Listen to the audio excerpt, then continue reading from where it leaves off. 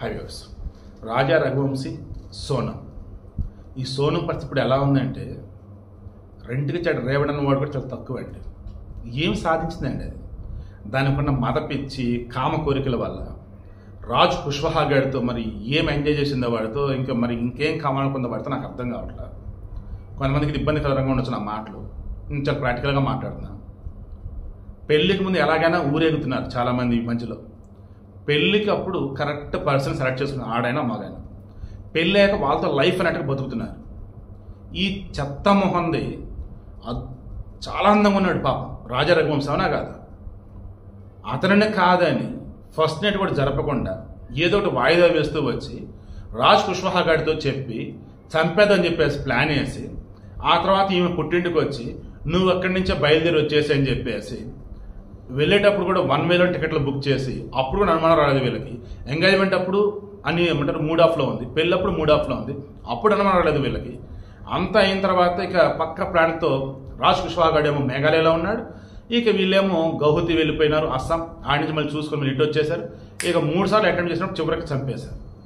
ఈ మొత్తం ఎపిసోడ్ దొరకరని అనుకున్నారు, దొరికేశారు. వీళ్ళు ఎక్కడెక్కడ ఉన్నారు ఏంటి మొత్తం పోలీసులు జల్లెడ పెట్టాక మధ్యలో ఓడి సాయం చేశారు. వాళ్ళని కూడా అరెస్ట్ చేశారు. వాళ్ళకి బెయిల్ వచ్చింది. రాజ్ కుష్వాహా గారికి, సోనంకి, తర్వాత వచ్చేసి ఆకాష్, ఆనంద్, ఇంకోటి వికాస్ అనమాట, వీళ్ళకి బెయిల్ రాలి. ట్విస్ట్ ఏంటంటే ఇప్పుడు ఈ సోనం నోరు విప్పటంలా ఉదయాన్నే అలారం మోగానే లెగుస్తుంది జైల్లో, నైట్ పడుకుంటుంది, ఎర్రగానే పడుకోవాలి. డే టైం అంతా కూడా ఈమెకి ఏ వర్క్ చెప్పాల, 1 నెల రోజులుగా సైలెంట్గా ఉంటుంది. ఈమెతో పాటు రిమాండ్లో ఉన్నటువంటి 2 ఖైదీలు ఉన్నారు, మహిళలు, వాళ్ళతో మాట్లాడతలా, ఏమి డిస్కస్ చేయట్లా. ఎంత అంటే వార్డెన్ రూమ్కి దగ్గరలోనే ఈమె సెల్ కూడా ఉంది. ఎవరితో డిస్కస్ చేయట్లేదు 1 నెల రోజులు ఇప్పటికి. అందులో ఆమె నుంచి ఎందుకు ఇంకా జీవితం ఏం సాధించింది? చక్కగా హనీమూన్ చేసుకొని మూడితో ఎంజాయ్ చేసి బిందాస్ వెనక దిగి రావాల్సింది. హనీమూన్లో మూడిని చంపి ఆ తర్వాత ఎక్కడో దాచుకొని చివరికి ఇప్పుడు జైల్లో ఉంది. బయటికి రాదు ఇంక నాకు తెలిసి అయితే. ఎందుకు? ఆమె తరఫున వాదించడానికి ఎవడూ లేడు. అంటే వాళ్ళ ఫ్యామిలీ వచ్చేస్తే ఆమె అసలు వదిలేశారు, పట్టించుకొని చెప్పేశారు. మొలాఖరు ఇద్దరుగా చివరికి కలవలా.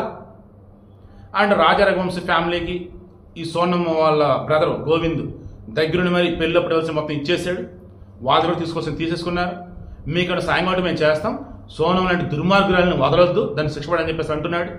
మరి ఇన్వాల్వ్మెంట్ ఉందా లేదా తర్వాత సంగతి. చివరి దాని పరిస్థితి ఏంటి? హనీమూన్కి వెళ్ళింది, ఇప్పుడు జైలులో ఉంది. ఎలా? హనీమూన్కి జంటగా వెళ్ళి జైలులో ఏకగ్గా ఉంది. ఎంత ఏకంటే తన చుట్టుపక్కల ఎంతమంది ఉన్నా మొత్తం చీకటి నాది అన్నట్టుగా అయిపోయిందట. అలాగే ఉంది దాని పరిస్థితి కూడా. మరలా చెప్తే గుర్తుంచుకోండి, నిత్యం ఎక్కడో చోట మర్డర్లు అవి ఇవన్నీ వింటూనే ఉన్నాం. ఖచ్చితంగా దొరుకుతారు. ఓకే, అయితే తప్పు చేయకుండా ఉండండి. తప్పు చేస్తే దొరికిపోతాం అనేది ఫిక్స్ అయిపోండి.